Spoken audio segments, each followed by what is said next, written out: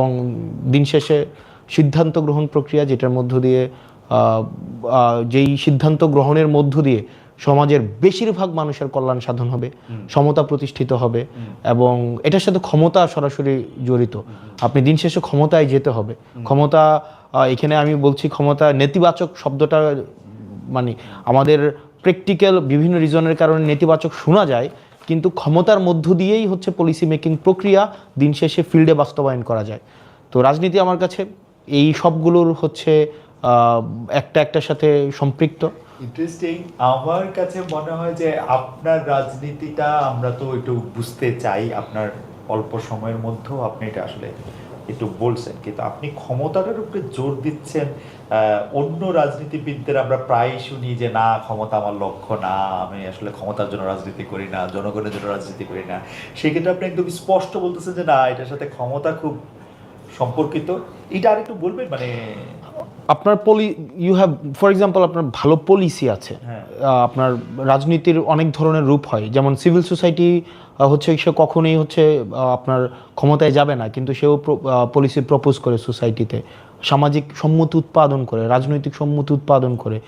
Paper পত্রিকারও এক ধরনের political position আছে, সেও সম্মতি উৎপাদন করে। কিন্তু দিন শেষে একটা রাজনৈতিক দলের দিন শেষে সেটা অবজেক্টিভ থাকবে, সে সেটা ক্ষমতায় যাবে। ক্ষমতা বলতে বোঝাচ্ছে যে এক্সিকিউশনের তার হচ্ছে একটা ম্যান্ডেট থাকবে। একটা এক্সিকিউশনের ম্যান্ডেট না থাকলে দিন শেষে এটা হচ্ছে একটা শুধু ভার্বাল এবং পলিসি প্রপোজালের জায়গায় থাকে, দিন শেষে এটা বাস্তবায়ন ঘটবে না। সেজন্য প্রতিটা রাজনৈতিক দলের আলটিমেট অবজেক্টিভ মানুষের ম্যান্ডেট নিয়ে ক্ষমতায় গিয়ে সেই পলিসিগুলোকে বাস্তবায়ন করা। আচ্ছা, এইখানে তাহলে মানে আমি আমার মনে হয় দর্শকরাও আপনাকে বুঝতে পারছে যে তাহলে এইখানে কি এরকমভাবে প্রশ্নটা করা যায় যে জনাব হাসনাত আবদুল্লাহ কি যথেষ্ট পরিমাণে ক্ষমতায়ন হয়েছে, নাকি ক্ষমতায় যেতে হলে, ধরেন আপনি তো এখন বিরোধী দলের এমপি, তো ক্ষমতায় যেতে হলে কি আসলে সরকারি দলের এমপি কি ক্ষমতা, নাকি বিরোধী দলের এমপিও যথেষ্ট ক্ষমতা? একটু লেজ যুক্ত করি, মানে সরকারি দলের শীর্ষ নেতা হওয়া ক্ষমতা, না সরকারি দলের ধরেন এখন ওনাদের কতটা আছে, 260 মনে হয় 350, তো ওইটার একজন হওয়া ক্ষমতা। বিরোধী তো ওয়ান ফর্ম অফ পাওয়ার। বিরোধিতা করাটাও একটা এক ধরনের হচ্ছে ক্ষমতা। হ্যাঁ, আপনি ফর এক্সাম্পল আমি যদি ধরি, যেমন কিছুদিন আগে সংসদে হচ্ছে বাংলাদেশ ব্যাংক নিয়ে হচ্ছে একটা আইন প্রণয়ন করা হয় 18 ক। তো সরকার সিদ্ধান্ত নেয় যে এই আইনটা হচ্ছে প্রণয়ন করবে, যেখানে হচ্ছে আগের মালিকদেরকে, ব্যাংক মালিকদেরকে ফিরিয়ে আনা হবে, এবং একটা নির্দিষ্ট পরিমাণ তারা হচ্ছে ঋণ ফেরত দেওয়ার মধ্য দিয়ে আবার মালিকানাটা সেটা আবার হচ্ছে তারা রিগেইন করতে পারবে। তো সেই জায়গা থেকে বিরোধী দল থেকে সেটার যথেষ্ট পরিমাণ হচ্ছে তত্ত্ব এবং তথ্যভিত্তিক বিরোধিতা করা হয়েছে এবং সংসদে প্লেস করা হয়েছে, যা ফলত সরকারকে তার অবস্থান থেকে ফিরে আসতে হয়েছে এবং এই আইনটিকে আবার পরবর্তীতে রিফর্ম করা হয়েছে। তো এটাও এক ধরনের ক্ষমতা, অবশ্যই এক ধরনের, মানে খুবই গুরুত্বপূর্ণ ক্ষমতা, খুবই গুরুত্বপূর্ণ ক্ষমতা অবশ্যই। কিন্তু আমার কাছে যদি প্রশ্নটা এখন এই জায়গায় আনি, দর্শকদের মধ্যে কেউ কেউ বলতে পারছেন যে আমাকে ভালো শোনা যাচ্ছে না। আমার মনে হয় যে আমরা চেষ্টা করছি এইটা ভালো যাতে একটু শোনা যায়। হাসনাত আবদুল্লাহর সাউন্ড ঠিক আছে, কিন্তু আমার সাউন্ডটা নিয়ে আসলে দর্শকরা অনেক প্রশ্ন করছেন। আমি আমাদের যে কলাকুশলী আছেন তাদেরকে বলবো একটু পরীক্ষা করে দেখতে, যে এটা আমি বলতেছিলাম যে তাহলে কি আপনি রাজনীতির ক্ষেত্রে ক্ষমতায়নটার ক্ষেত্রে আপনি বললেন বিরোধী দলের ক্ষমতা আছে, সরকারি দলের ক্ষমতা আছে, তাহলে কি শুধু রাজনীতির ক্ষেত্রে সংসদ সদস্য হওয়াটাই ক্ষমতায়নের ইয়ার্ডস্টিক, নাকি ধরেন উপজেলা চেয়ারম্যান, ইউনিয়ন পরিষদের চেয়ারম্যান, তারাও আসলে ক্ষমতার মানে মানে কোন জায়গায় গেলে এটার আসলে ক্ষমতার ইয়েটা শুরু হয়, এইটা আপনি কি মনে করেন? এই জায়গা হচ্ছে ডিসেন্ট্রালাইজেশন অফ পাওয়ার, এই জায়গা থেকে আসছে। কারণ এই ক্ষমতা তো কেন্দ্রভূত শুধুমাত্র যে গণ ভবনেই থাকবে, শুধু একটা ব্যক্তির কাছে থাকবে ব্যাপারটা এমন না। প্রত্যেকটা স্তরে স্তরে এই ক্ষমতাটাকে ডিসেন্ট্রালাইজ করে দেওয়া হয়, মাঠ প্রশাসন থেকে দেওয়া হয় কাগজে কলমে। মানে আপনি কি দেখতে পাচ্ছেন যে মানে তারা কি আসলে কি এটা সত্যি সত্যি ডিসেন্ট্রালাইজ, মানে একজন ইউনিয়ন পরিষদের যিনি চেয়ারম্যান আছেন বা উপজেলা পরিষদের যিনি চেয়ারম্যান আছেন, এটা কি যথেষ্ট পরিমাণে আপনি কি মনে করেন? না, থিওরিটিক্যালি অনেক বছর ধরে আমরা ডিসেন্ট্রালাইজেশন অফ পাওয়ার নিয়ে আমরা কথা বলছে আমরা শুনেছি, কিন্তু এটার যেই প্রায়োগিক জায়গাটাই সেটা আসলে মূলত নয়। প্রায়োগিক জায়গায় দেখা যায় যে একটা নির্দিষ্ট অংশ, বিশেষ করে যদি দেখি মাঠ প্রশাসনের কয়েকটা পোস্ট খুব বেশি ক্ষমতাবান, সেই ক্ষেত্রে আবার দেখা যায় আপনার এমপির জায়গা থেকে আমাদের যদি তাত্ত্বিক আমাদের কিন্তু ক্ষমতা আইন প্রণয়ন করার কথা, কিন্তু সেই জায়গায় দেখা যায় আমাদের এমপিদেরকে কিন্তু অনেক বেশি হচ্ছে স্থানীয় বিভিন্ন অ্যাক্টিভিটিতে আমাদের প্র্যাকটিসের জায়গাটায় আমাদেরকে যুক্ত থাকতে হচ্ছে। তো উপজেলা চেয়ারম্যানের কাজগুলো কিন্তু অনেক ক্ষেত্রে আমাদের করতে হচ্ছে, এটা প্র্যাকটিস, এটা হচ্ছে এবং মানুষও এভাবে ভাবছে, কারণ অনেক বছর ধরে যেহেতু এটা চলে এসছে। তো ডিসেন্ট্রালাইজেশন অফ পাওয়ার তাত্ত্বিকভাবে যেভাবে রয়েছে, প্রায়োগিক জায়গাতে সব ক্ষেত্রে এমন নয়। তবে আমরা চাই এই ডিসেন্ট্রালাইজেশন অফ পাওয়ার প্রত্যেকের যেই ক্ষমতাটা আমরা যখন ইনস্টিটিউশনগুলোকে আমরা যথাযথভাবে হচ্ছে ফাংশনাল করতে পারবো, তখন এই যে পাওয়ারের চেক অ্যান্ড ব্যালেন্সটা হচ্ছে যথাযথভাবে হচ্ছে প্রয়োগ হবে। চেক অ্যান্ড ব্যালেন্সের কথা যখন আপনি বললেন, তাহলে আপনি কি এইটা একটু বলবেন যে অনেকেই বলে থাকেন যে রাজনীতিবিদ এবং যারা ব্যুরোক্রেট আছেন, আমলা যারা আছেন, তাদের মধ্যে এক ধরনের মানে ক্ষমতার ভাগাভাগি বা ক্ষমতার প্রচার বা প্রকাশ নিয়ে এক ধরনের একটা দ্বন্দ্ব তৈরি হয়। আপনি এটি কিভাবে ফিল করেন? ধরেন যে ডিসি সাহেব, ডিএনও সাহেব ঢাকায় আসলে সেক্রেটারি সাহেবদের তো এক ধরনের ভাবে তারা মানে এক ধরনের ক্ষমতায়িত এবং রাষ্ট্রটা পরিচালনা করার জন্য তারা যেহেতু নির্বাহী বিভাগটা, সেটা তো সেই ক্ষেত্রে কি এমপি সাহেবদের বা ইউনিয়ন পরিষদের চেয়ারম্যান, উপজেলা পরিষদের চেয়ারম্যান, তাদের একটা ক্ষমতার দ্বন্দ্ব হয় বাংলাদেশে এখনকার পরিস্থিতিতে? এটা হচ্ছে যেমন আপনার দেখা যায় যে ডিসি, ইউনো, তারপর হচ্ছে এসি ল্যান্ড, তারা হচ্ছে আপনার সরকারের যে পলিসিটা, এই পলিসিটা বাস্তবায়ন করার দায়িত্বে। এই সরকারের পলিসি কিন্তু হচ্ছে সরাসরি একজন সংসদ সদস্য বা উপজেলা চেয়ারম্যান সরাসরি গিয়ে সেটা বাস্তবায়ন করবে না। সেটার জন্য সরকারের একটা হচ্ছে ফিক্সড বডি আছে, সেটা হচ্ছে আমাদের আপনি যার কথা বললেন DC, secretary, UNO, SP, OC, তারা এই কাজটা করবে। তো দেখা যায় যখন এই সংসদ সদস্য সে ক্ষমতা প্রণয়ন করতে, আইন প্রণয়ন করে এবং সেটা বাস্তবায়ন করতে যায়, তখনই কিন্তু স্বার্থের সংঘাতটা তৈরি হয়। তো এটা আমরা আমাদের জায়গা থেকে সেই দিন দিন হচ্ছে আমরা এটার ভিজিবল ডিফারেন্সটা আমরা তৈরি করার চেষ্টা করছি। আমরা প্রয়োগের জায়গায় আমরা সরাসরি কোনো ধরনের হস্তক্ষেপ যেন না হয়, সেই জায়গাটা নিশ্চিত করার আমরা চেষ্টা করছি। তবে এটা অনেকদিন একটা প্র্যাকটিসের মধ্য দিয়ে, এটা যেহেতু একটা ইভ্যালুয়েশন প্রক্রিয়ার মধ্যে আছে, এবং যেহেতু বিগত সরকার আপনি যদি দেখেন অনেক বেশি আমলা নির্ভর ছিল, অনেক বেশি, এখানে রাজনীতিবিদদের হচ্ছে প্রাধান্য অনেক ক্ষেত্রেই কমে গিয়েছিল। সেখানে দেখা গিয়েছে নির্বাচন প্রক্রিয়াটা যেহেতু আমলা নির্ভর ছিল, এখানে দেখা গিয়েছে নির্বাচনের আগে যদি ওই সংশ্লিষ্ট স্থানীয় মাঠ প্রশাসনের ইউনোকে, ওসি, এসপি এবং হচ্ছে ডিসিকে সেখানে এক ধরনের নিয়ন্ত্রণের একটা ব্যাপার ছিল। তো রাজনীতিবিদদের যেহেতু গ্রহণযোগ্যতা কমে গিয়েছিল, ডিসিশন মেকিংয়ে তাদের অংশগ্রহণ কমে গিয়েছিল, তখন সেখানে স্বার্থের সংঘাত তৈরি হচ্ছিল। কিন্তু এখন এই কাজগুলো কম্পার্টমেন্টালাইজ, এখানে স্পষ্টতই রাজনীতিবিদের কাজ কি, মাঠ প্রশাসনের কাজ কি, যেহেতু কম্পার্টমেন্টালাইজ হচ্ছে এবং এটা সময়ের মধ্য দিয়ে এটা হয়ে যাবে। আমরা এই যদি রেগুলারাইজেশন অফ পিসফুল ইলেকশনটা যদি আমরা এনশিওর করতে পারি যে এটা আমলা নির্ভর হবে না, এটা জনগণ নির্ভর হবে, তাহলে এই রাজনীতিবিদ এবং আমলাদের মধ্যে যে স্বার্থের সংঘাত তৈরি হয়, সেটা থেকে আমরা বের হয়ে আসতে পারবো। একটা তো আসে যে আপনি যেহেতু বলতেছেন, আমরা সবসময় বলতেছি যে স্থানীয় সরকার যারা আছে তাদেরকে যদি আমরা শক্তিশালী না করি, তাইলে রাজনীতিবিদদের বা যারা রাষ্ট্র পরিচালনা করেন তাদের সাথে এই চেক অ্যান্ড ব্যালেন্সটা রাখা আসলে মুশকিল। কিন্তু আমরা দেখলাম মানে সরকারি দল এবং বিরোধী দল আপনারা মিলে উপজেলা পরিষদে সংসদ সদস্যদের বসার জায়গার অধিকার আপনারা প্রতিষ্ঠা করছেন। এমনিতেই একদিক দিয়ে সংসদ সদস্যরা হচ্ছে ওভারওয়ার্ক, আরেক দিকে সংসদ সদস্যরা হচ্ছে অনেক বেশি দায়িত্ব তারা পালন করেন। ধরেন স্কুল কলেজের সকল স্কুল কলেজের সভাপতি, তারপরে আরো আরো আরো আরো মানে শত শত প্রজেক্টের মধ্যে আপনারা থাকেন, মানে শত শত মাহফিলের মধ্যে, মেলের মধ্যে আপনারা থাকেন।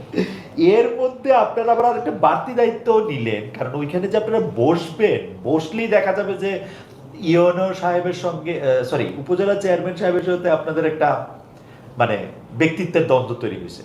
এবং সেইটার ক্ষেত্রে অবশ্যই এমপিরা যেহেতু ডেফিনেটলি উপজেলা চেয়ারম্যানের থেকে তো তারা সব দিক দিয়েই বা ক্ষমতায়ের দিক দিয়ে তারা উপরে আছে, তো সেইটা আপনারা আসলে কেন করলেন? মানে স্থানীয় সরকার কি আপনি মনে করেন না যে উপজেলা পরিষদের জায়গায় গিয়ে যদি এটা বসে একটু কম শক্তিশালী, নাকি আপনি কি মনে করেন এটা? আপনারা জানেন যে স্থানীয় সরকারের যেই উপজেলা প্রশাসন, আপনার উপজেলা চেয়ারম্যান বা নির্বাচন, এই জায়গাটা কিন্তু খালি এখন। নির্বাচন না হওয়ার ফলে দেখা যাচ্ছে যে এক্ষেত্রে আপনার ইউনো অনেক জায়গায় হচ্ছে, অনেক উপজেলায় হচ্ছে সে প্রশাসকের দায়িত্ব পালন করছে এবং সে আবার ইউনোর দায়িত্ব পালন করতে হচ্ছে। এবং আপনি যদি দেখেন যে সরকারি অনেক কর্মকর্তাকে বিভিন্ন ইউনিয়নের চেয়ারম্যানের দায়িত্ব পালন করতে হচ্ছে। তো আমার কাছে মনে হয় এই সিদ্ধান্তটি সাথে এনসিপি নীতিগতভাবে একমত নয় যে আপনার স্থায়ীভাবে প্রত্যেকটা আপনার স্থায়ীভাবেই যে আপনার প্রত্যেকটা ইভেন আমরা এটা নিয়ে আমরা আলোচনা করেছি যে আমরা চাই দিন শেষে আসলে মাঠ প্রশাসনকেই আমাদেরকে, স্থানীয় সরকারকে আমাদের হচ্ছে শক্তিশালী করতে হবে। স্থানীয় সরকারকে শক্তিশালী করলে আমাদের ডিসেন্ট্রালাইজেশন পাওয়ার এনশিওর হবে।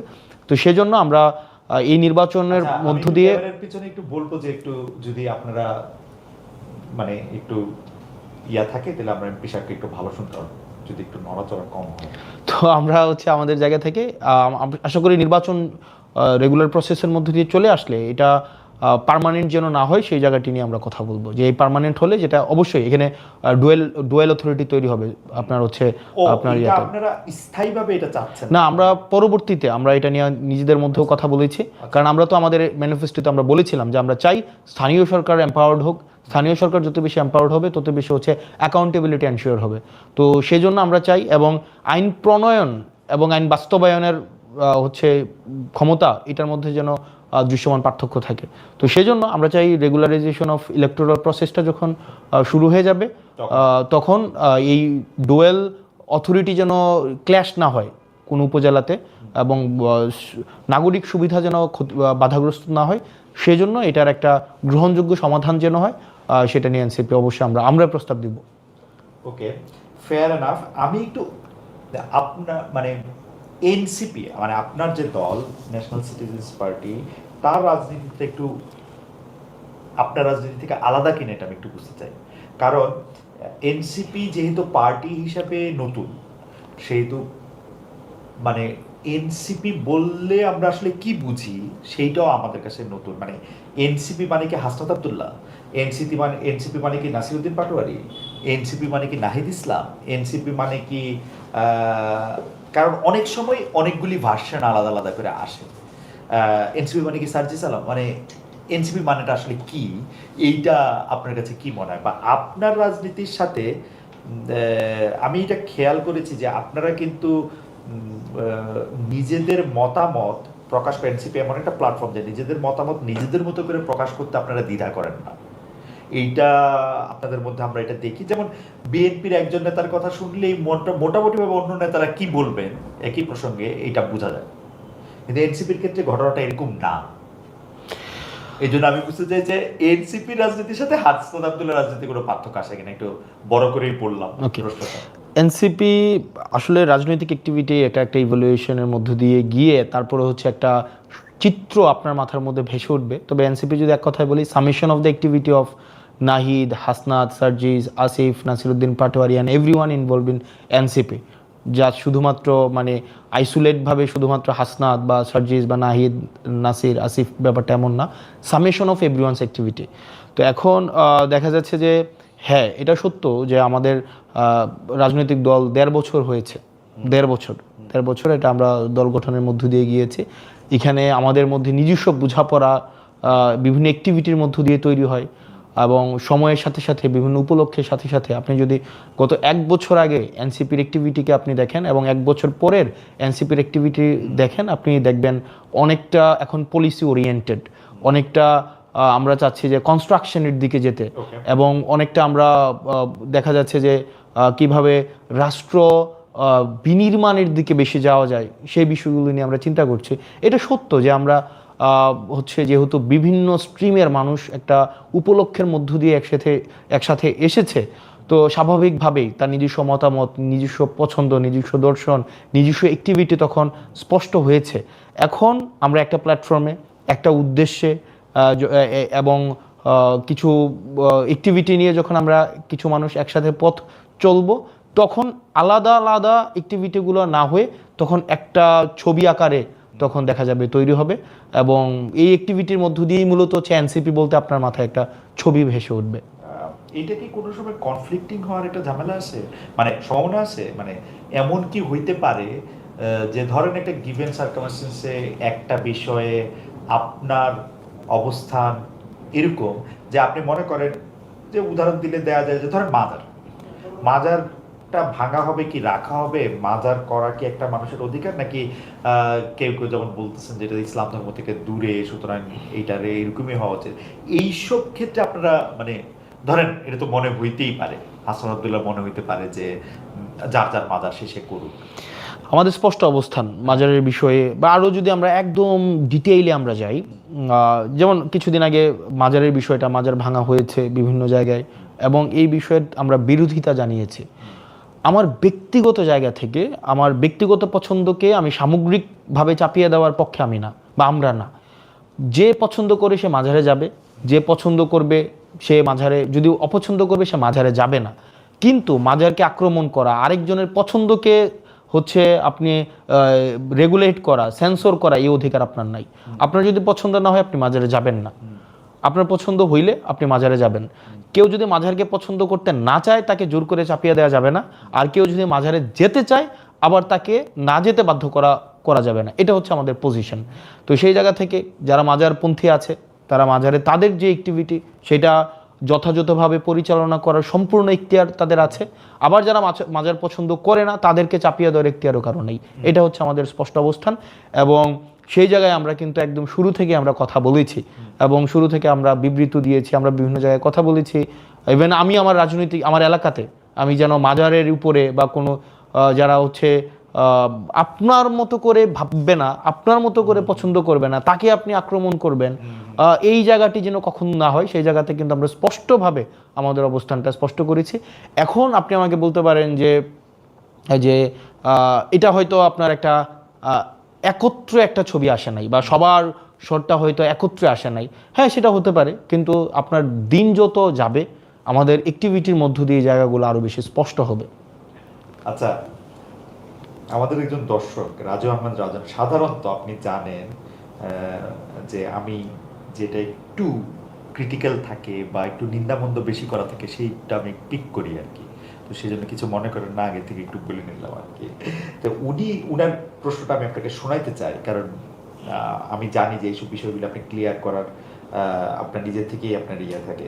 তো উনি বলতেছেন, খালেদ মহিউদ্দিনের যদি সাহস থাকে হাসনাত আব্দুল্লাহকে প্রশ্ন করেন, বেকার ছাত্র থেকে তিনি কিভাবে 10 থেকে 15 কোটি টাকা খরচ করে এমপি হয়েছেন, এই টাকা কোত্থেকে এসেছে? আমার জানা মতে উনার কোনো ইনকাম নেই, উনি একজন চাঁদাবাজ। আমার কাছে মনে হয় না, আপনি উত্তর দিলেই ভালো হবে, না লোকে মনে করবে যে আমি। আচ্ছা, এটা হচ্ছে মানে প্রথমত হচ্ছে যে আমার ইনকাম হচ্ছে খুবই স্পষ্ট। আমার ইনকাম নিয়ে কখনোই লুকোচুরি ছিল না। হ্যাঁ, তবে এটা সত্য, আমার ইনকাম নাই। কখন? নির্বাচনের পরে আমার সরকারি বেতন ছাড়া আমার কোনো ইনকাম নাই। মানে আপনি আর না, এখন আমি আমার যেই কোর্সের সাথে আমার এখন হচ্ছে এবার এডমিশনে হয়তো আমি নতুন করে চুক্তি করতে পারি, কিন্তু নির্বাচন পরে, মানে নির্বাচন হচ্ছে আপনার 2026 সালের ফেব্রুয়ারির 17 তারিখ আমাদের শপথ হয়েছে। আমি সবাই জানে আমি 1,74,000 টাকা বেতন পাই এখন, মানে আমার 1,74,000 টাকা বেতন মাসে আসে। এটা হচ্ছে অগাস্ট মাস এই পর্যন্ত। এর বাইরে আমার আসলে কোনো ইনকাম নাই, এটা সত্য। কিন্তু এই নির্বাচনের পূর্বে আমার ইনকাম যদি আপনি দেখতে চান, হচ্ছে জনাব রাজু আহমেদ, আমি আপনাকে বিনীতভাবে বিনয়ের সাথে বলবো, আমার ইনকাম খুবই স্পষ্ট স্বচ্ছ। আপনি নেটে সার্চ করলে আমার ইনকাম পাবেন। তবে সেটা 2024-এর পরে না। আমার ইনকাম হচ্ছে আমি 2017 সাল থেকে আমি আমার ব্যক্তিগত আয় আছে, এবং আপনি এটা হচ্ছে আপনি খোঁজ নিতে পারেন, আপনি এটার অডিট করতে পারেন, এটা ট্যাক্স ফাইল আপনি পাবেন। এবং সেটা এমন না যে 2024 সালের ওই আন্দোলনের পরে এগুলো হয়েছে। আমি হোপ প্রকাশনী নামে একটা প্রকাশনী আছে, যেটা এখনও আছে, আমি সেখানে চাকরি করেছি, কাজ করেছি। প্যানাসিয়াতে আমি চাকরি করেছি, আমি ফোকাসে পড়িয়েছি, রেটিনাতে পড়িয়েছি। আমি আমার নিজের প্রতিষ্ঠান স্কুল অফ এক্সিলেন্স আমার আছে, এবং আমি সেই প্রতিষ্ঠানের যে আমি ওনার, সেটা 2023 সালের জুন মাসে সেটার হচ্ছে ডিড আছে আমার, একদম দলিল বা ট্রেড লাইসেন্স সেটা 2023 সালের জুন মাসে আমার ট্রেড লাইসেন্স আছে। তো তার মানে হচ্ছে ইনকাম মানে সবসময় ছিল। তো এবার যেটা আসে যে উনি একটা প্রশ্ন, ওনার একটা জায়গা ছিল 10-15 কোটি টাকা নির্বাচন করতে লাগে। এটা অসত্য, মানে হয়তো লাগে 50 কোটি টাকা অনেকে খরচ করেছে বা 100 কোটি টাকা। প্রধান যে মানে প্রধান যে আপনার প্রতিদ্বন্দ্বী হওয়ার কথা, উনি তো নির্বাচনেই ছিলেন। উনার নির্বাচন করতেই মানে ওনার ঋণে আছে 100 কোটি টাকা, আমি সেটা বলছি না। অর্থাৎ উনি এবার নির্বাচনের জন্য অযোগ্য হয়েছে, কিন্তু নির্বাচনে তো ছিল। আমার প্রশ্ন হচ্ছে যে উনি যেটা বলেছেন 10-15 কোটি টাকা যেই খরচের বিষয়টা, আমার নির্বাচন করতে আমার ব্যক্তিগত পকেট থেকে কোনো টাকা খরচ হয়নি, আমার ব্যক্তিগত পকেট থেকে। কিন্তু নির্বাচন করতে খরচ হয়েছে যেই খরচ মানুষ নিজে দিয়েছে, এবং এটা খুবই স্পষ্ট। আমি আপনার ক্যাম্পেইনে তো আমি কাউর থেকে কেউ আপনার কোনো কিছু অফার করলে এটা আপনি মানা করে দেন, মানুষ দিছে কেন? না, আপনি তাহলে না, আপনি দেখবেন ওপেন ক্যাম্পেইনে, আর আমি আপনাকে তাহলে দেখাইতে পারবো, ওপেন ক্যাম্পেইনে আমাকে হচ্ছে মানুষ টাকা দিয়েছে, কেউ 50,000, কেউ 1 লাখ। বেশিরভাগ সময় এগুলি ফেরত দিছেন আমি দেখছি। কিছু কিছু ক্ষেত্রে হয়তো ফেরত দিয়েছি, কিন্তু আপনি দেখবেন আমাদের হচ্ছে, এবং হিসাবও আছে, বিদেশ থেকে কেউ 1 লাখ। এবং আমি অনলাইনে কোনো ফান্ড রেজ করিনি আমার নির্বাচনে, আমি অফলাইনে ফান্ড রেজ, অর্থাৎ আমি একটা প্রোগ্রাম করেছি, ওই প্রোগ্রামে এসে মানুষ অংশগ্রহণ করেছে। তো স্বাভাবিকভাবে আমাদের নির্বাচনে মনে খরচের লিমিট ছিল 43 লাখ টাকা, মানে একজন 43 লাখ টাকা খরচ করতে পারবে, বা 37 লাখ টাকা মনে হয় খরচ করতে পারবে। মানে কনস্টিটিউয়েন্ট ভেদে একটু এদিক সেদিক, হ্যাঁ। অর্থাৎ 10 টাকা করে পার ভোটার 10 টাকা করে। আমার ভোটার ছিল 4,13,000 ভোটার ছিল। তো এটা প্র্যাকটিক্যালি আসলে পসিবল না যে আমার হচ্ছে 4,13,000 10 টাকা করে 40 লাখ টাকা। আমরা দেখিয়েছি 43 লাখ টাকা, এবং পার্লামেন্টে এটা নিয়ে কথাও বলবো, এটা কারণ সংসদ সদস্যরা মিথ্যা বলেই পার্লামেন্টে ঢুকে, একদম এটা মানে এটা নিয়ে বলবো। আচ্ছা, এখানে না, ইনস্ট্রুমেন্টাল নির্বাচনে কিছু ইনস্ট্রুমেন্টাল কস্ট আছে, এটা সত্য। ইনস্ট্রুমেন্টাল কস্ট যেমন আবার পোস্টারিং এ কোনো ইনস্ট্রুমেন্টাল কস্ট ছিল না। যেমন বেশিরভাগ ক্ষেত্রে ইনস্ট্রুমেন্টাল কস্ট কোথায় লাগে, যেমন আপনি ক্যাম্পেইন করাতে আপনি 500 লোক নিয়ে আপনি ক্যাম্পেইন করবেন, তারপর যে মানুষকে খাওয়াবেন, আর কেউ যদি ভোট কিনতে চায় সেটা তো ডিফারেন্ট বিষয়। এবার আসেন আমার জায়গায়, এই জায়গাগুলো হচ্ছে নির্বাচনের খরচের খাত। এবার আমার জায়গায় আসেন, আমি নির্বাচনে কোনো একটাও আমি বড় সমাবেশ করি নাই, আমি ছোট ছোট উঠান বৈঠক করেছে, এবং উঠান বৈঠকের খরচ ওই এলাকার যে উঠান বৈঠক করেছে ওই এলাকায় খরচ হয়েছে। তারপর হচ্ছে আমি মানে কাউকে যে ভোট কেনার তো প্রশ্নই আসে না, মানে ভোট কেনার যে টাকা দিয়ে ভোট কেনা। এবং আমার নির্বাচনের বা আমার রাজনীতির যে জায়গাটা বলেন, আমার রাজনীতির একটা গুরুত্বপূর্ণ জায়গা হচ্ছে cost effective politics. Until and unless আপনি রাজনীতির খরচ যদি কমাইতে না পারেন, আপনি কোনোভাবেই দুর্নীতির বাইরে থাকতে পারবেন না। ফর এক্সাম্পল, এইটা হইলো আপনি একদম মানে কি বলবো, হেডলাইন করার মতো একটা কথা, রাজনীতির খরচ যদি কমানো না যায় তাহলে দুর্নীতি কোনোভাবেই বন্ধ করা যাবে না। রাজনীতির খরচটা কি পপুলার ডিমান্ড, মানে লোকে কি এমপি হাসনাত আব্দুল্লাহ এই খরচটা করুক এটা চায়? মানে দেখেন, আমি যদি বলি একদম শুরু থেকে আমার একটা কথা ছিল, আপনি ফ্রিতে ভোট দিলে আপনি ফ্রিতে সার্ভিস পাবেন। ফ্রিতে ভোট দিবেন, ফ্রিতে সার্ভিস নেবেন, সিম্পল। কিন্তু বেশিরভাগ ক্ষেত্রে যেটা হয়, আমার নির্বাচনে যদি 10 কোটি টাকা আমার ইনভেস্ট করতে হয় বা 15 কোটি টাকা ইনভেস্ট করতে হয়, মানে আমি ইনভেস্ট করলাম নির্বাচনে, কি খরচ করলাম, আমি হয়তো এলাকার হচ্ছে ওই কর্মীদেরকে টাকা দিলাম, আমি হচ্ছে ধরেন ভোট কিনলাম, আগের রাতে টাকা পাঠাইলাম, সিনজি পাঠাইলাম, অটো পাঠাইলাম, খাওয়ার খরচ দিলাম। তাহলে কিন্তু নির্বাচনের পরে আমার প্রথম যেই টার্গেটটা হবে সেটা হচ্ছে প্রত্যেকটা কাজের থেকে আমি হচ্ছে কমিশন খাবো, প্রত্যেকটা কাজ থেকে আমাকে কমিশন খাইতে হবে। এবং হচ্ছে দেখা যাবে ওই মসজিদের টাকা আসবে 10 লাখ টাকা, আমি এখান থেকে টাকা খাবো, আমার পিআইইউ থেকে টাকা খাবো, ইঞ্জিনিয়ার থেকে টাকা খাবো, পোস্টিং প্রমোশনের টাকা খাবো, নিয়োগ থেকে টাকা খাবো। যেমন আমাদের এমপিদের কিন্তু কিছু নিয়োগেরও আমাদের কিছু আমরা উপদেষ্টা থাকি নিয়োগ বোর্ডের, ওগুলা থেকে আমি টাকা খাবো। এখন দেখা যাবে এটা একটা ভিশিয়াস সাইকেল, মানে এই সাইকেল থেকে আপনি এসকেপ করতে পারবেন না।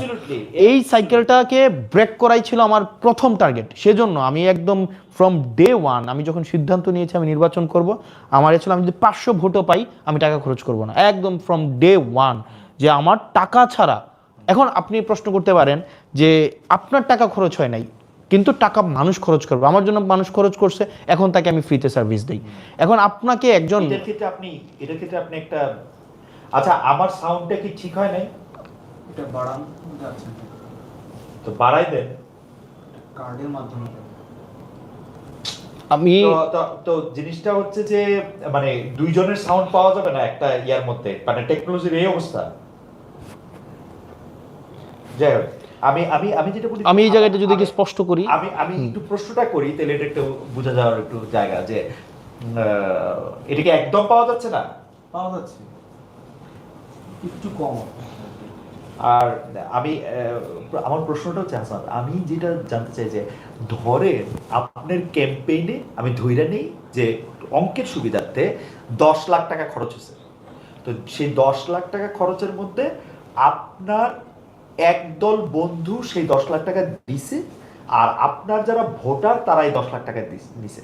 এখন আপনি যখন সার্ভিসটা দেন, তখন যারা আপনার দিছে তাদেরকে আপনি বেশি সার্ভিস দেন কিনা, মানে তারা আপনার বেশি ক্লোজ কিনা, বিকজ তারা তো তাদের মানে তাদের এটা করছে এটার মধ্যে। আচ্ছা, ইন্টারেস্টিংলি আমি আগে বলি কি ধরনের সার্ভিস দিতে হয়। মানে ধরেন আপনি যদি টাকা আনেন, ফর এক্সাম্পল আপনি হচ্ছেন ধামতি ইউনিয়নের, হ্যাঁ, আপনি আমাকে নির্বাচনে ফান্ডিং করলেন, 20 লাখ টাকা 30 লাখ টাকা আপনি দিলেন, তাহলে কয়েকটা সার্ভিস আপনি আমাকে দিতে হবে, আমি আপনার কাছে লায়াবল হয়ে যাব। কি কি দিতে হবে?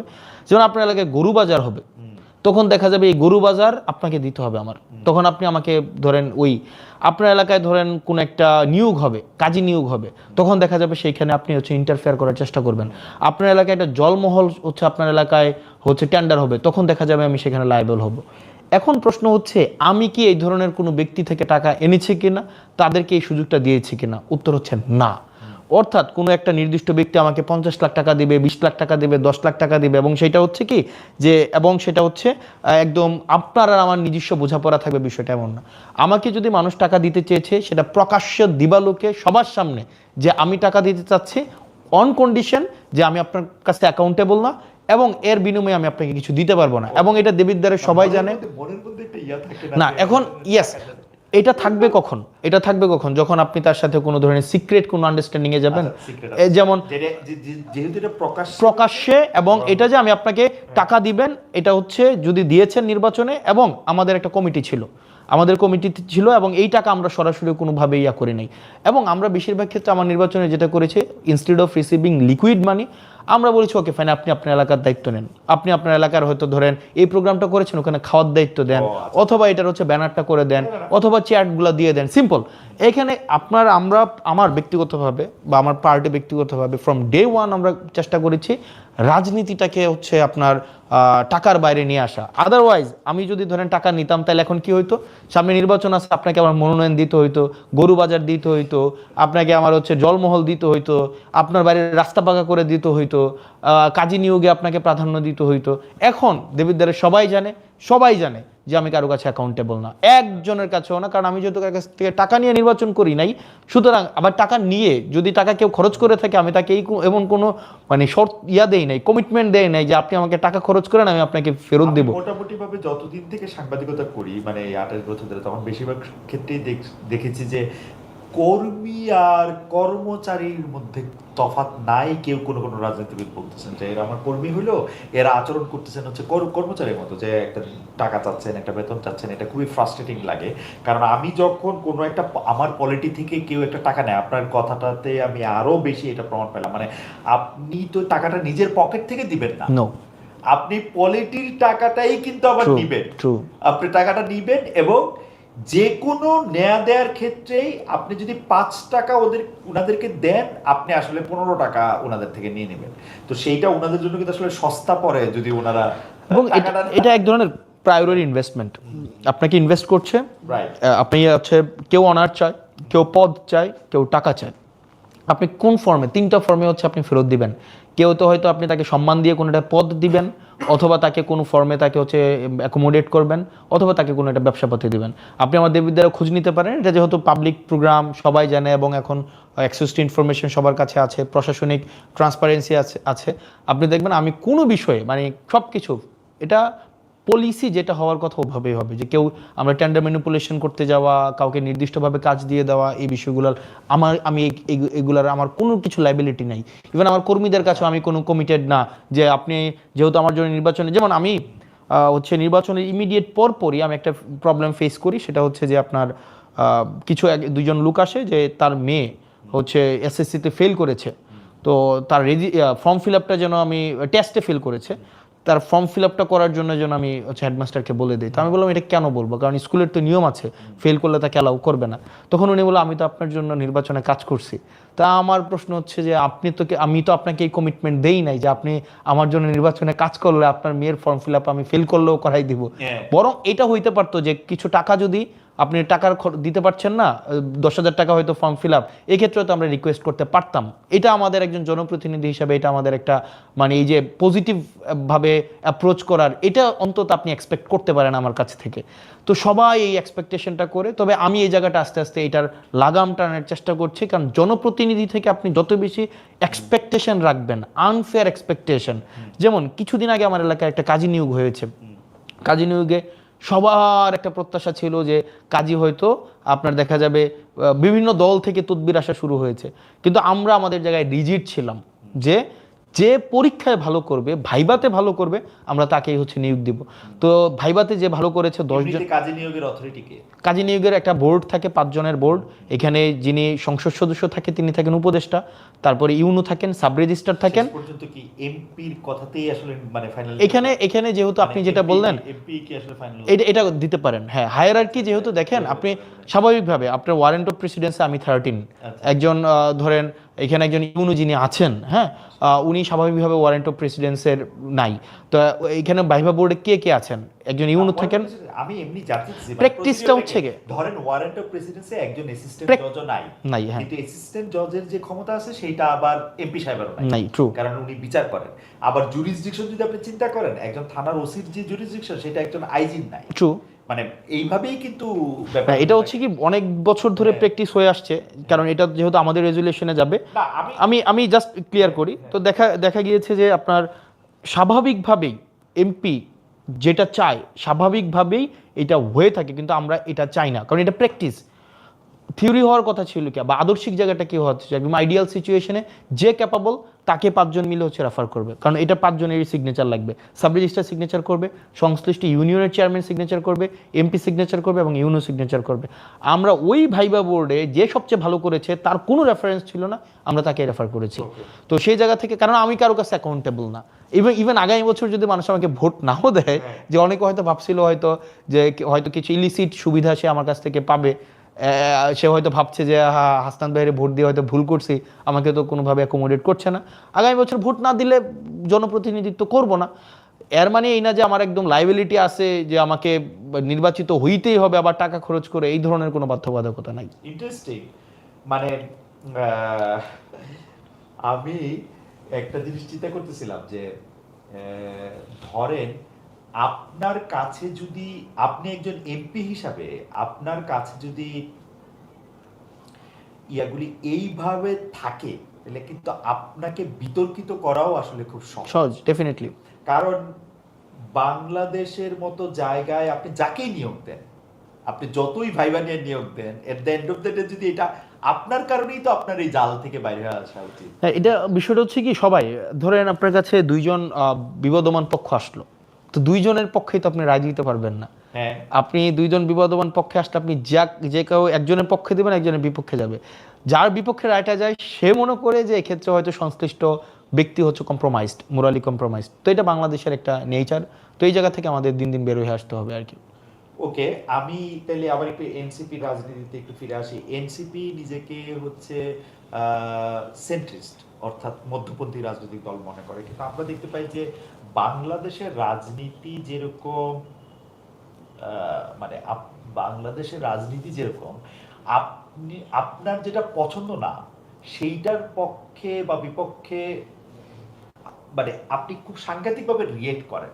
যেমন আমি উদাহরণ দেই, লেটেস্ট উদাহরণটা হচ্ছে এনসিপির প্রধান নাহিদ ইসলাম কয়েকদিন আগে, 2-3 দিন হবে মনে হয়, রবীন্দ্রনাথ ঠাকুরের স্মরণ করে তিনি একটি স্ট্যাটাস দিয়েছেন, সাধারণই স্ট্যাটাস, মানে ওটার মধ্যে অনেক বেশি কথা ছিল তাও না। ওইটাতেও আমরা দেখছি যে মানুষজন খুবই খুবই খুবই মানে নেগেটিভ রিয়াকশন, যে মানে এইটার কারণ কি বলে আপনি মনে করেন? মানে বাংলাদেশের মানুষ এরকম প্রান্তীয় মান দ্বারা এত প্রভাবিত? এখানে ধরেন স্বাভাবিকভাবে সামগ্রিক মানুষের মনোভাব নিয়ে রাজনীতি চলবে না। রাজনীতি মানুষের মতবাদকে হচ্ছে একদিকে নিয়ে যাবে। আপনি যদি সবসময় মানে মেজরিটি মাইনরিটি দিয়ে সব কিছু অনেক সময় একটা মেজর একটা অংশ হচ্ছে ভুল পজিশন নিতে পারে, আবার অনেক সময় মাইনর একটা অংশ হচ্ছে সঠিক পজিশন নিতে পারে। তো সেক্ষেত্রে মানুষ হচ্ছে একটা নির্দিষ্ট অবস্থানে রিয়েক্টিভ হওয়া মানেই যে এটাই আবার সামগ্রিক সমাজের চিত্র বিষয়টা এমন না। তো হচ্ছে আপনি ম্যাক্সিমাম মানুষ নাহিদ ইসলামের হচ্ছে একটা পলিটিক্যাল পজিশনকে রিয়েক্ট করেছে, প্রতিক্রিয়া জানিয়েছে, এর মানেই যে নাহিদ ইসলামের অবস্থানটা ভুল কি বিষয়টা কিন্তু এমন না। মাঝে মাঝে এমন হতে পারে যে মানে পলিটিক্যাল রাইট পজিশনটা খুব কম মানুষই মাঝে মাঝে নেয়, আবার বেশিরভাগ মানুষও হইতে পারে যে পলিটিক্যালি রং পজিশন নিয়েছে বা নিচ্ছে। মনে হয় টেকনিক্যাল একটা ইস্যু হচ্ছে না? আমার মনে হয় যে মাইকটা কাজ করতেছে না। কাজ করতেছে, এত দর্শকের অসুবিধা কেন হচ্ছে? মানে এটা প্রতিদিন এই জিনিসটা কেন হবে? আর এইখানে এত মানে মানে আমি লাইভে আছি, তারপর আমি কইতে বাধ্য হচ্ছি যে এখানে এত নড়াচড়া করার দরকারটা কি? সরি। আচ্ছা, আমি মানে শোনা কি যাচ্ছে? আপনার সাউন্ডটা একটু কম আসতেছে, বাইকটা ঠিক আসছে। সাউন্ড কম আসতেছে না শোনা যাচ্ছে না? শোনা যাচ্ছে কিন্তু একটু কম। আচ্ছা, আমি যেটা বলতে চাইছিলাম যে এইটা আপনারা রাজনীতির ক্ষেত্রে ঠিক করবেন, কিন্তু কয়েকটা ইস্যুর ক্ষেত্রে, যেমন আপনি এখানে যখন আসবেন তখন একটা বিষয় অনেকেই আপনার কাছে জানতে চেয়েছেন যে নারীর অধিকার, নারীর মর্যাদা, নারীর শিক্ষা, এমনকি যারা মানে নারীর জীবিকা, ওটার ক্ষেত্রেও আপনারা বা আপনার দল কি ভাবছেন আসলে? মানে এটা কি কোনো একটা স্পেশাল কোনো কিছু, যেমন অনেকে এরকম বলেন যে নারীদের আর পুরুষদের আলাদা শিক্ষা কার্যক্রম অংশগ্রহণ করা উচিত, বর্তমান ব্যবস্থাপনায় নারীদের ঘরে থাকলে আরেকটু আমি ভেবেছিলাম যে আপনি প্রশ্নতে এটা করবেন যে নারীদেরকে আপনারা শিক্ষার হচ্ছে সুযোগ দিবেন কিনা, কর্মসংস্থানের অনুমতি দিবেন কিনা। আমি ভেবেছিলাম এটা। এই কোশ্চেনটা সিরিয়াসলি প্রবলেমেটিক। প্রথম প্রশ্ন হচ্ছে আপনি কে তাদেরকে দেওয়ার? কারণ এখানে তো হচ্ছে মানে আপনি যখন এভাবে একটা অথরিটেটিভ জায়গায় আপনাকে নিয়ে যান, যে আপনি পুরুষ হিসেবে আপনি হচ্ছেন মানে আপনি খুবই সাংঘাতিকভাবে খুবই সাম্যবাদী কথা বলতেছেন যে আপনি কে। না এখানে হচ্ছে না, দিস ইজ হাউ, না দিস ইজ, আপনি জানেন যে আপনি যে জোটে আছেন সেই জোটের নেতৃবৃন্দের মধ্যে থেকেও এরকম ধরনের কথা না, সেই জোটের নেতৃবৃন্দে আর হচ্ছে আদৌ এটা তো আমাদের রাজনৈতিক কোনো জোট না, সিম্পল। এখানে আদর্শিক কোনো জোট না, সরি। এখানে বিষয়টা হচ্ছে যে একটা নির্বাচনী জোট। আমরা প্রথম প্রশ্ন হচ্ছে যে নারীর শিক্ষা, নারীর কর্মসংস্থান, নারীর হচ্ছে তার হচ্ছে সামগ্রিক যে অধিকার, এই বিষয়ে যে আমরা পুরুষকে প্রশ্ন করে আপনারা দিবেন কিনা, এই প্রশ্নটা হাইলি প্রবলেমেটিক। প্রথমত হচ্ছে একটা নারী স্বনির্ভর একটা বিষয়, নারী একটা স্বকীয় বিষয়, এবং তার মতামত গ্রহণের সিদ্ধান্ত, কর্মসংস্থানের সিদ্ধান্ত, শিক্ষার সিদ্ধান্ত সে তার নিজের মতো করে নেবে। এবং এখানে হচ্ছে আমরা এনসিপি নারী পুরুষ এইভাবে দেখি না, নাগরিক আকারে দেখি। আমি যেই সুযোগ সুবিধা পাবো একটা নারীও সেই ধরনের সুযোগ সুবিধা পাবে, এবং অবশ্যই ইভেন আমরা আমাদের জায়গা থেকে আমরা মনে করি এখানে সমানভাবে শিক্ষা, স্বাস্থ্য, কর্মসংস্থান এই অধিকারগুলো নাগরিক আকারে সবাইকে সমানভাবে এনশিওর করতে হবে, এবং এটা এনসিপি এক্ষেত্রে দৃঢ়ভাবে কমিটেড। অর্থাৎ প্রথম প্রশ্নই তো আমরা এখানে আপনি পুরুষ আকারে যে আপনি নিজেকে প্রথমেই একটা মানে এই যে সুপিরিয়র জায়গায় নিয়ে যান, এক্ষেত্রে আমরা এইটার সাথে আমরা সাবস্ক্রাইব করি না। Of course not. আব্দুল্লাহ, আপনি খেয়াল করেছেন যে নারীরা কোন ধরনের পোশাক পরবে এইটা নিয়ে এক ধরনের রাজনৈতিক বিভাজন সৃষ্টি হয়। এবং সেই ক্ষেত্রে এনসিপি কোন দিকে আছে, যেমন ধরেন আমি মনে করি যে এনসিপি আছে হচ্ছে এই দিকে, যার যেই পোশাক, যার যেটা মনে হয় সে সেটা অবশ্যই আপনার নারী যেই পোশাকে স্বাচ্ছন্দ্য বোধ করবে সে সেই পোশাকে। এখন ওই নারীদের আমরা অনেকে বলি যে শালীনতার পোশাক, তারপর হচ্ছে সভ্য পোশাক। এখন এই যে শালীনতা এবং সভ্যতার এই আইডিয়াটা হচ্ছে স্বাভাবিকভাবে নিয়ন্ত্রণ করে দেয় ক্ষমতা। আপনার যদি ধরেন আমি একটু কনজারভেটিভ মাইন্ডের হই, আমার ক্ষমতা, আমি যদি ক্ষমতা একই সাথে সাথে ক্ষমতাবান হই, তখন আমার শালীনতার সংজ্ঞাও চেঞ্জ হয়ে যাবে, সভ্যতার সংজ্ঞাও চেঞ্জ হয়ে যাবে। তো সেজন্য আমরা মনে করি এই শালীনতা, সভ্যতা, ভব্যতা এগুলির সাথে যেহেতু ক্ষমতা সরাসরি হচ্ছে সম্পর্কিত, তা আমরা আমাদের জায়গা থেকে মনে করি নারী সে যেটাতে স্বাচ্ছন্দ্য বোধ করবে, তার কাছে শালীনতার সংজ্ঞা যেটা, তার কাছে সভ্যতার সংজ্ঞা যেটা, ভব্যতার সংজ্ঞা যেটা, সে এটা তার নিজের মতো করে ইন্টারপ্রেট করে সে সেভাবে বিচরণ করবে। এখন প্রশ্ন হচ্ছে এটা কে গ্রহণ করেছে বা কে করে নাই, এই অনুযায়ী যদি সে সিদ্ধান্ত নেয় সেটা তার ব্যক্তিগত সিদ্ধান্ত। Fair enough. আরেকটা বিষয় নিয়ে কথা হয় যে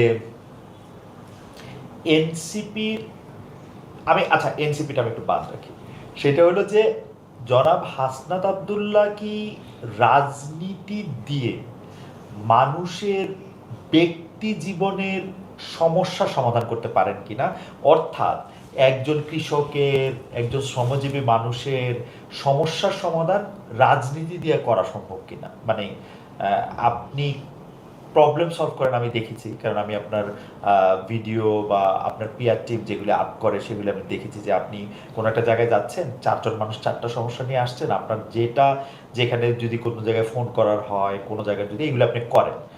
কিন্তু এটা তো একটা আপাত সমাধান। আমি বলতে চাইছি হচ্ছে যে যাদেরকে আপনি চোখে দেখতে পাচ্ছেন, আপনার তো একটা বিরাট কনস্টিটিউয়েন্সি যেটার মধ্যে হচ্ছে 40 লাখ আপনার ভোটার, 40 লাখ না 4 লাখ ভোটার, মানে 8 লাখ মানুষ কিন্তু মোটের উপর, কারণ বাচ্চাদের ভোট থাকে না, শিশু 8 লাখ। এই যাদেরকে আপনি দেখতে পাচ্ছেন না, তাদের সমস্যারও আপনি মানে তাদের প্রতিদিনের জীবনের সমস্যার সমাধানে রাজনীতিবিদ হাসনাত আব্দুল্লাহ একটা ভূমিকা রাখতে পারতেছেন কিনা। এক নম্বর প্রশ্ন হচ্ছে এটা রাজনীতি দিয়ে সমাধান করা যায় কিনা। উত্তর হচ্ছে রাজনীতি ছাড়া এই নাগরিক সমস্যার সমাধান করার কোনো দ্বিতীয় কোনো উপায় নেই। এটার হচ্ছে আপনি একটা অথরিটেটিভ বা এটার হচ্ছে একটা মিলিটারি কোনো সিস্টেমে এটার সমস্যার সমাধান করা বা অ্যাডহক ভিত্তিতে সমস্যার সমাধান করা সম্ভব না। আপনি যে উদাহরণগুলো বলেছেন, যেমন কৃষির একটা কথা বললেন, ধরেন কৃষিতে এখন হচ্ছে আপনি যদি সারের দাম 1350 টাকা, টেকনিক্যালি কি মানে is there any issue you are facing? আপনি ঠিক আছে, ওকে, যেমন আমার ইয়াটা একটু আস্তে শুনুন। ওকে, যেমন ধরেন এখন কৃষকের সার 1350 টাকা, এটা হচ্ছে কিনতে গেলে লাগে 1800 টাকা। এই মাঝখানে একটা মধ্যস্বত্বভোগী একটা তৈরি হয়েছে, সিন্ডিকেট তৈরি হয়েছে। সেটাকে সমাধান করার জন্য আপনার অবশ্যই রাজনীতি লাগবে। কিছুদিন আগে আপনার এসএসসি পরীক্ষার রেজাল্ট দিয়েছে। এখন এসএসসি পরীক্ষার রেজাল্টে দেখা গিয়েছে আমাদের একটা ঠিক আছে ফাইন, ওকে, এসএসসি পরীক্ষাটা রেজাল্ট দিয়েছে। তো এসএসসি পরীক্ষাটার রেজাল্টে একটা উল্লেখযোগ্য সংখ্যক শিক্ষার্থী ভালো করেছে, একটা উল্লেখযোগ্য শিক্ষার্থী হচ্ছে খারাপ করেছে। এখন এই শিক্ষাক্ষেত্রের একটা ইতিবাচক পরিবর্তন আনার ক্ষেত্রে এটাও কিন্তু পলিসির সাথে রিলেটেড, এবং এই পলিসিটাও কিন্তু রাজনৈতিকভাবেই গ্রহণ করা হয়। আপনি every problem coming up from the society comes with solution, and that comes from actually politics. আমি বলতে চাচ্ছি যে ধরেন কুমিল্লায় আপনার যে সংসদীয় এলাকা, সেইটার একটা বড় সমস্যা কৃষক এবার ফেস করলো যে ওর আলু সে হিমাগারে রাখতে পারছে না। 2-3টা কারণে রাখতে পারছে না। এক হচ্ছে মানে হিমাগার ব্যবস্থাপনায় বিদ্যুৎ না থাকা একটা বড় কারণ হচ্ছে, আবার যতগুলি হিমাগার থাকা দরকার ততগুলি হিমাগার নাই। তো সেই ক্ষেত্রে তার ব্যক্তিগত সমস্যাটা হচ্ছে হিমাগার নাই কেন, এখন বা তার সাথে আরো 10জন কৃষকের সমস্যা।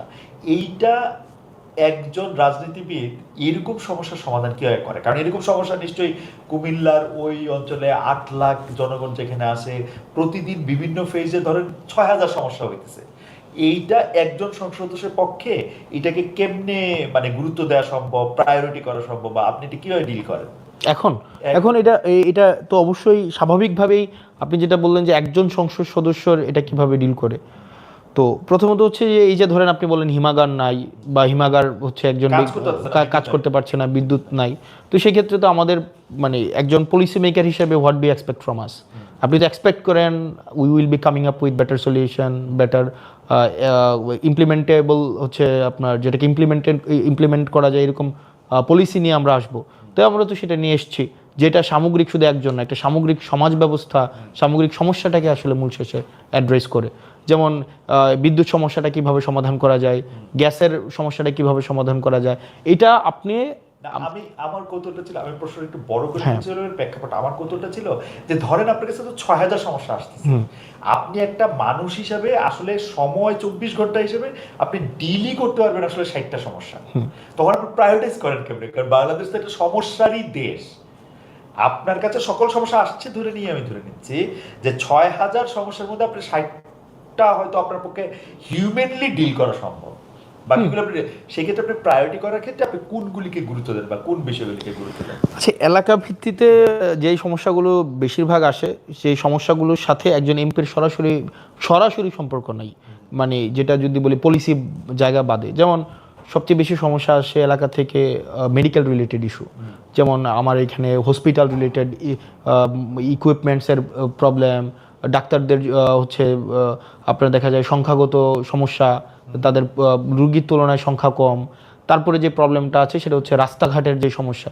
তো আমি আমার জায়গা থেকে এই সমস্যাগুলোকে আমরা হচ্ছে ডিউ দেওয়ার মাধ্যমে আমরা সংশ্লিষ্ট মিনিস্ট্রিতে সেটাকে অবহিত করি যেন এই বিষয়গুলোকে সমাধান করা হয়। এবং প্রায়োরিটি সেট করার ক্ষেত্রে স্বাভাবিকভাবেই আমার প্রথম প্রায়োরিটি হচ্ছে আপনার হচ্ছে এই যে মেডিকেল ইস্যুস, দ্বিতীয় প্রায়োরিটি হচ্ছে ইনফ্রাস্ট্রাকচার, তারপরে একই সাথে সাথে এডুকেশন। তো মোটা দাগে এই 3-4 ভাগে ভাগ করলেই মূল সমস্যাগুলো হয়ে যায়। তারপরে তো ব্যক্তিগত বিভিন্ন প্রবলেম থাকে, সেটাকে ব্যক্তিগত পর্যায়ে বিভিন্নভাবে সমাধান করতে হয়।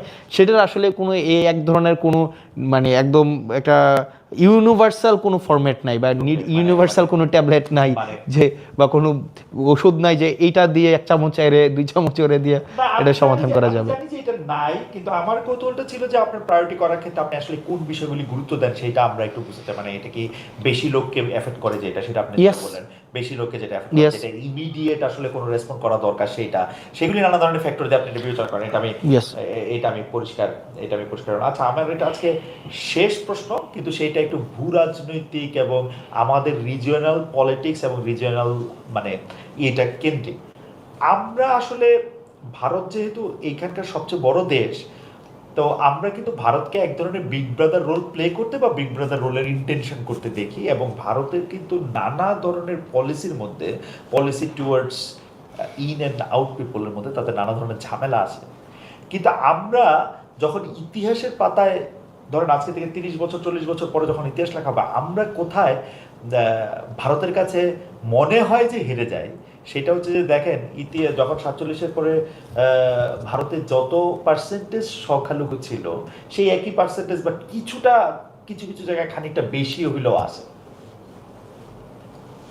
পাকিস্তানে এই সংখ্যা প্রায় শূন্যের কাছাকাছি চলে আসছে, 3 না 2%, মানে সংখ্যালঘু 2 বা 3%। বাংলাদেশে 20%, মানে ওইখানে 20%-এর মতো ছিল, 2 বা 3% হয়েছে। বাংলাদেশে 20% ছিল, সেটা 8% হয়েছে। আমরা আমাদের যারা মাইনরিটি, আমরা যাদেরকে বলতেছি, তারা আমাদের দেশ ছাইরা যাচ্ছে কেন আসলে, মানে এইটার যুক্তিটা কি? যাচ্ছে তো, এটা তো ঠিক, তাই না? এখন এটার হচ্ছে কি, ধরেন আমার প্রশ্নের জায়গাটা হচ্ছে আমার কাছে স্পষ্ট না, মানে ধরেন আপনি, মানে আমি বলতেছি যে আমরা মাইনরিটিদের টেক কেয়ার করতেছি না বা অত্যাচার করতেছি যেভাবে আমরা বলি, তখন পাশাপাশি কে করতেছে? ইন্ডিয়াকেও কে করতেছে? মানে আমরা করতেছি, আমরা যারা সংখ্যাগুরু তারা, হ্যাঁ, মানে ইন্ডিয়াতেও আমরা দেখতেছি যে ইন্ডিয়াতে সংখ্যাগুরু সংখ্যালঘুর উপর কিন্তু অত্যাচার করতেছে, নানা রকম খবরই তো আমরা পাই। কিন্তু ইন্ডিয়াতে কিন্তু আমরা মাইগ্রেশন অফ মাইনরিটিস আমরা দেখি না। বাংলাদেশে, পাকিস্তানে মাইগ্রেশন অফ মাইনরিটিসটা এভিডেন্ট কেন? মানে নাম্বার 1 হচ্ছে প্রথমত প্রশ্নটার মধ্যে যে আমরা সংখ্যালঘুদের অত্যাচার করছি, এই যে একটা মানে ধরে নেওয়া, এই যে প্রিজাম্পশন, সংখ্যা কেন কমতেছে সেই এই যে প্রিজাম্পশন, এটা হচ্ছে যে মেজরিটি মাইনরিটির উপর অত্যাচার করেছে, এটার সাথে আমি এগ্রি না, মানে এটার সাথে আমি এগ্রি করি না। কারণ আপনি যদি দেখেন ইভেন সবচেয়ে মেজর ইভেন্ট একদম রিসেন্ট পাস্টে যে মেজর ইভেন্ট হয়েছে 2024-এ, এবং সেই ক্ষেত্রে অনেকেই একটা বড় একটা অংশ তারা অ্যাসোসিয়েট করে যে হচ্ছে এখানের মাইনরিটি কমিউনিটি হচ্ছে একদম ইন্ডিয়াকে বেনিফিটেড করার জন্য, ফেসিলিটেট করার জন্য আওয়ামী লীগকে সবসময় হচ্ছে আওয়ামী লীগের থ্রুতে সেটা করেছে। এই ফ্রেমিং এস্টাবলিশ থাকার পরেও আপনি দেখবেন যে 2024-এর রিসেন্ট পাস্টেও এই ঘটনার পরেও, জুলাই আপরাইজিংয়ের পরেও মাইনরিটিকে প্রোটেক্ট করার জন্য বাংলাদেশের প্রত্যেকটা জায়গায় যথেষ্ট পরিমাণ হচ্ছে প্রোটেক্টিভ শিল্ড নেওয়া হয়েছে, এবং এটা কোনো স্টেট পর্যায় থেকে নেওয়া হয়েছে, সামাজিকভাবে নেওয়া হয়েছে। আপনি সামাজিকভাবে যথেষ্ট পরিমাণ সাম্প্রদায়িক সম্প্রীতি আছে, যথেষ্টভাবে বাংলাদেশের যে কোনো পর্যায়ে আপনি যান আছে।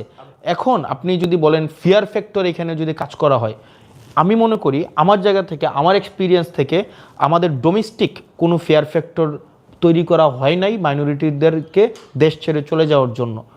বরং এক্ষেত্রে হচ্ছে একটা এক্সটার্নাল ফেয়ার ফ্যাক্টর তৈরি করা হয়েছে, এবং এটা হচ্ছে আপনি দেখবেন আওয়ামী লীগ সবসময় এর ফেয়ার ফ্যাক্টরটা তৈরি করেছে কি মাইনরিটি কেবলমাত্র আওয়ামী লীগের কাছে নিরাপদ। না, সেটা তো আপনি রাজনীতির কথা বলতেছেন। আমি না, এটা আপনাকে ফ্যাক্ট বলি।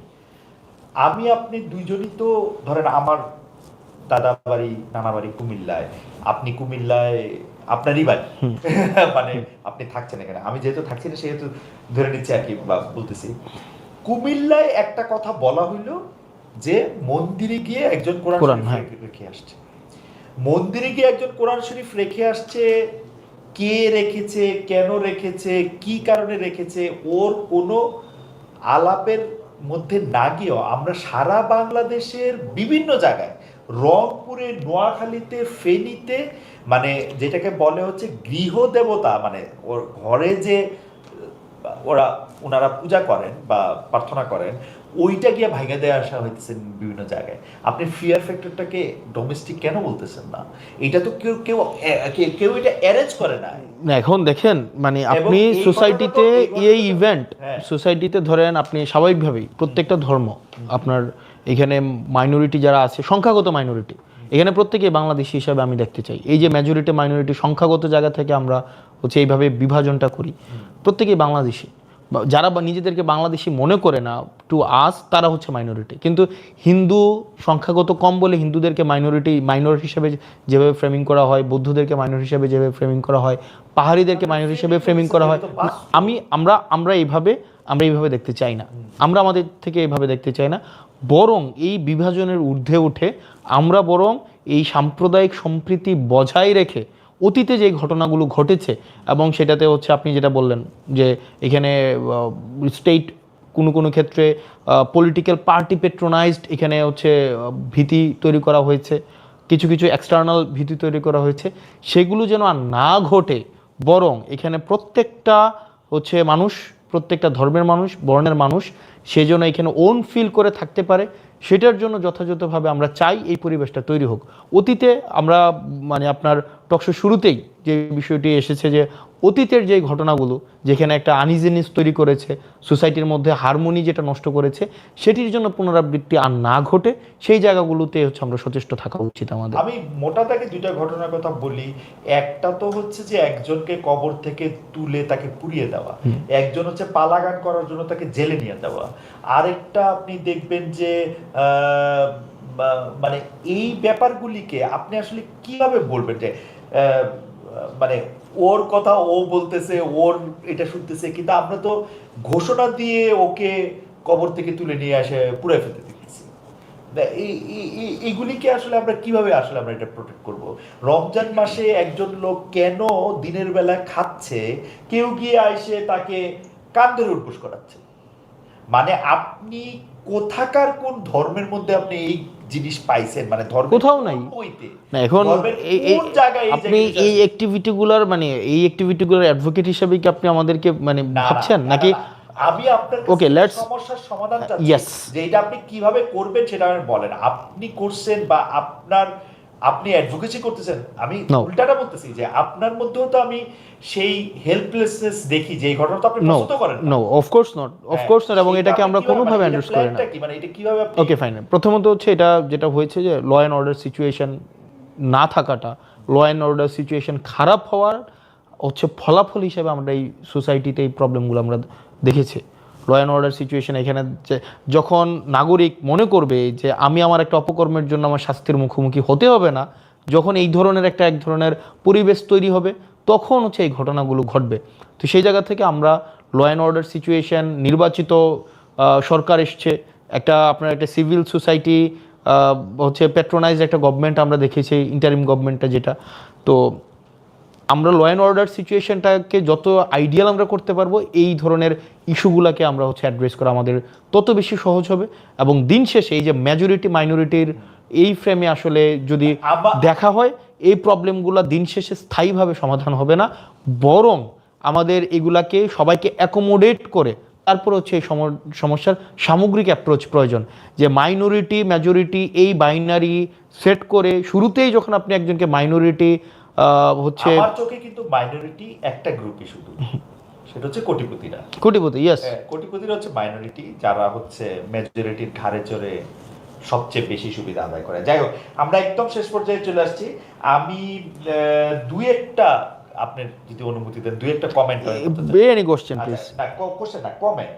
একজন কয়েকটা কমেন্ট দিচ্ছে, আপনি যদি দ্রুত একটা রেসপন্ড করেন। একটা হচ্ছে এরকম, হাফিজুল ইসলাম শাওন, উনি বলছেন, হাসানুল্লাহ ছোট ভাই তুমি হঠাৎ চুপ হয়ে গেলে কেন ছোট ভাই, তোমার গলার আওয়াজ আর আগের মতো নাই, আগে গাড়ি অনেক উঠেছে, এখন নানান ফ্ল্যাটে থেকেছো, কয়েকদিন পরে কি জমিতে সামিয়ানা টানাবো, আমি এটা আসলে বুঝি নাই।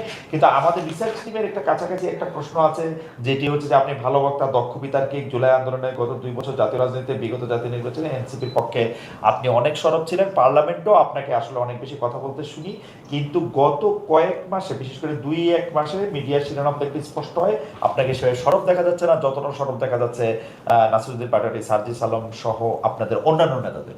এটার কি কোনো স্পেসিফিক কারণ আছে? না, এখানে আমরা সবাই সরব ইন ডিফারেন্ট ফর্ম। আচ্ছা, পলিসি নিয়ে কাজ করছি, এখানে হচ্ছে নিজেকে প্রস্তুত করছি, এখানে আমাদের কাজ তো কম্পার্টমেন্টালাইজ, তো সবাই আমরা জুলাই পদযাত্রা আমরা সারা দেশব্যাপী গিয়েছি, সরব ইন ডিফারেন্ট ফর্ম।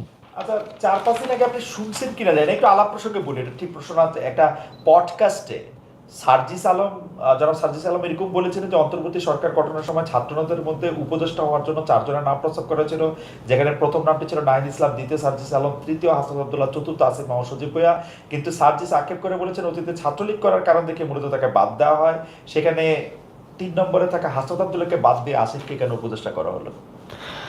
এখানে হচ্ছে প্রথমত হচ্ছে আমি যেহেতু এখানে বাদ দেওয়া না দেওয়া এই জায়গাগুলোতে এই আলাপগুলো আমার কাছে এটা অপলাপ মনে হয়, কারণ তখনকার প্রয়োজনীয়তার ভিত্তিতে, তখনকার সামগ্রিক প্রয়োজনীয়তার ভিত্তিতে যারা বেশি মনে হয়েছে যে পলিটিক্যাল, যারা বেশি পলিটিক্যালি কন্ট্রিবিউট করতে পারবে বা সামগ্রিক ব্যবস্থাপনার সাথে যারা সবচেয়ে বেশি সংযুক্ত, তাদেরকে নেওয়া হয়েছে। এটার সাথে আমি আসলে ওই অর্থে মানে কোনো ধরনের মানে সমস্যা, সুবিধা অসুবিধাভাবে মানে প্রয়োজন বোধ করি না এখন। প্রশ্ন এটা শেষ, যে বসুন্ধরার বিরুদ্ধে কথা বলার জন্য আপনাকে মানে আপনার উপরে কি কোনো ঝামেলা এসছে, আপনি কি কোনো বিপদে পড়েছেন, আপনি কি কোনো এটা পড়েছেন কিনা, এটা অনেকে জানতে চান।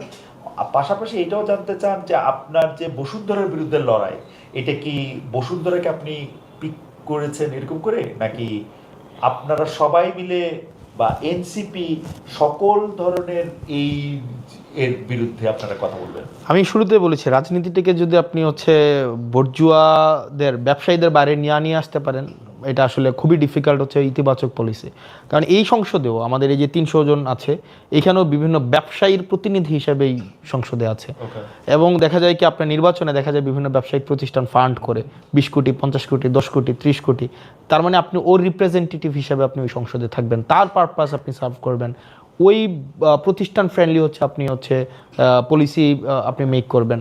এবং দেখা গিয়েছে কি বসুন্ধরার যে মিডিয়া, আপনি নিজে মিডিয়ার মানুষ, আপনি জানেন এটা এক ধরনের, এটা হচ্ছে পুরা মিডিয়াকে যেভাবে হচ্ছে আপনার নিয়ন্ত্রণ করে বা এক ধরনের প্রপাগান্ডা সেল হিসেবে পরিণত হয়েছে, মূলত হচ্ছে আমাদের লড়াইটা সেটার বিরুদ্ধে। আপনার বসুন্ধরা হচ্ছে কর্মসংস্থান নিশ্চিত করে, সেটা ডিফারেন্ট।